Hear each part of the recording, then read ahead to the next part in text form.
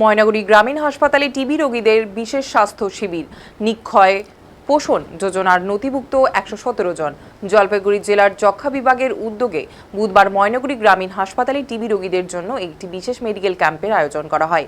এই দিনের এই শিবিরে আগত রোগীদের বিশেষ ধরনের উন্নত রক্ত পরীক্ষার ব্যবস্থা করার পাশাপাশি কেন্দ্রীয় সরকারের নিক্ষয় পোষণ যোজনার অধীনে নাম নথিভুক্ত হওয়ার ফলে এই টিবি রোগীদের তাদের চিকিৎসার মেয়াদ চলাকালীন পুষ্টিকর খাদ্যের সংস্থানের জন্য প্রতি মাসে 1000 টাকা করে সরাসরি নিজেদের ব্যাংক অ্যাকাউন্টে আর্থিক সহায়তা পাবেন বলে স্বাস্থ্য দপ্তর সূত্রে খবর।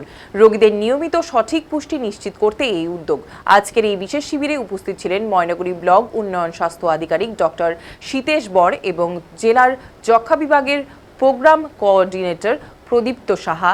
এই বিশেষ শিবিরের বিষয় নিয়ে ব্লক স্বাস্থ্য আধিকারিক ডক্টর সীতেশ বর জানান, টিবি সম্পূর্ণ নিরাময়ের যোগ্য একটি রোগ, তবে ওষুধের পাশাপাশি সঠিক পুষ্টিকর খাবার দাবার খাওয়া অত্যন্ত জরুরি। এই বিশেষ শিবিরের মাধ্যমে রোগীদের রক্ত পরীক্ষার পাশাপাশি আর্থিক সহায়তার আওতায় আনার নিশ্চিত করা হলো, যাতে করে চিকিৎসার মাঝে কেউ পুষ্টির অভাবে না ভোগেন।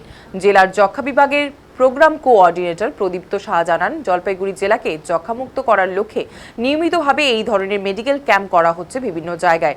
আজকের এই শিবিরে 117 জন টিবি রোগীর নাম নথিভুক্ত করা হলো। হাসপাতাল চত্বরে আয়োজিত এই বিশেষ স্বাস্থ্য শিবিরে উপস্থিত রোগী এবং তাদের পরিবারে যারা স্বাস্থ্য দপ্তর ও ময়নাগুড়ি গ্রামীণ হাসপাতাল কর্তৃপক্ষের এই উদ্যোগকে সাধুবাদ জানিয়েছে সকলেই।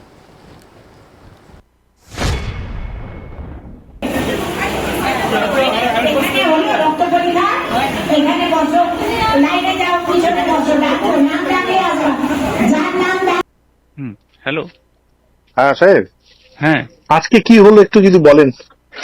কিসে? আমাদের ওই টিবির? ও আচ্ছা, টিবির যেটা হলো, টিবির যারা পেশেন্ট আছে অলরেডি, যাদের ওষুধ চলছে, সেই পেশেন্টদেরকে ডাকা হলো। তাদের একটা চেক আপ হয়ে থাকে আমাদের। হ্যাঁ, তাদের ওষুধ চললে তো অনেক একটু মান্থলি চেক আপ ওদের করতেই হয়। লিভারের ফাংশন ঠিক আছে নাকি, রক্তের পরিমাণ ঠিক আছে নাকি, রক্তে হিমোগ্লোবিনের পরিমাণ, এগুলো সব রুটিন চেক আপ গুলো আমরা করলাম।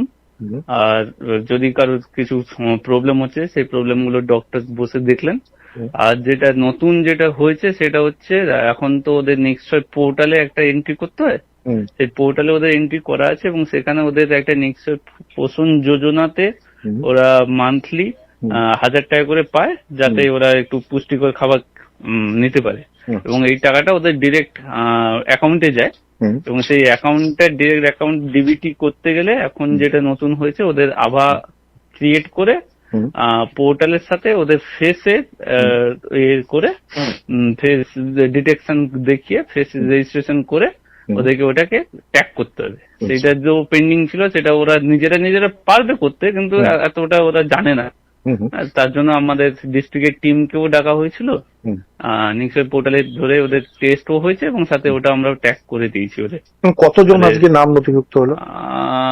অলমোস্ট 100 ক্রস করেছে, এক্সাক্টটা আমার মনে নেই। 117? হ্যাঁ, 117 মতো হবে। হ্যাঁ, আচ্ছা, বললাম যে আজকের এই শিবিরে যেসব মানে রোগী এসেছিলেন যারা টিবিতে আক্রান্ত, তাদের কি আপনারা আশ্বাস দিলেন যে এই রোগ সম্বন্ধে তাদের যে একটা ভয়, তাদের কি আশ্বাস দিলেন? না, ভয় বলতে এরা তো অলরেডি ট্রিটমেন্টে চলছে। হ্যাঁ, এদের ট্রিটমেন্ট হয়েছে, সঠিক চিকিৎসা করলে, ওষুধ খেলে বা পুষ্টিকর খাওয়া খেলে।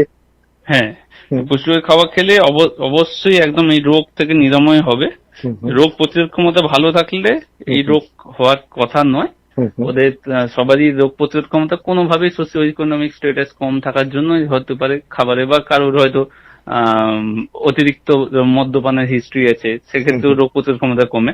হ্যাঁ, তার জন্য হয়েছে, সেগুলো তাদেরকে বলা। এবং তাদের যাদের ডাউট ছিল যে ওষুধ খেলে হয়তো কিছু অসুবিধা হবে বা কিছু হবে, হ্যাঁ, সেগুলো তাদেরকে অ্যাওয়ারনেস করা হয়েছে।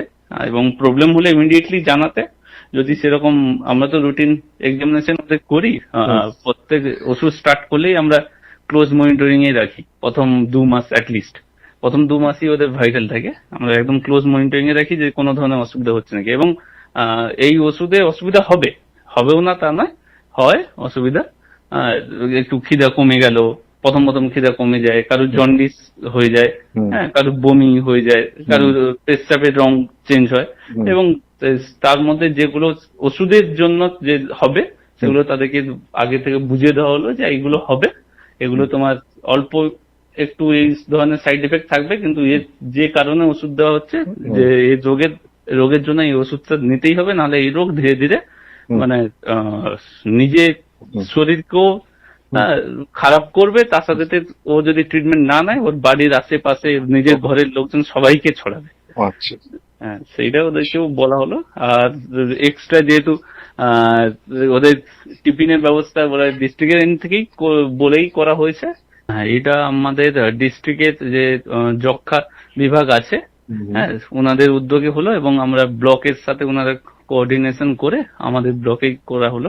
আমরা ব্লকে একটা শিবির করি প্রতিনিয়ত, এবং এবারে ওনাদের হেল্প লাগলো আমাদের ওই নতুন নেক্সট পোর্টালে এগুলো কাজগুলো করার জন্য।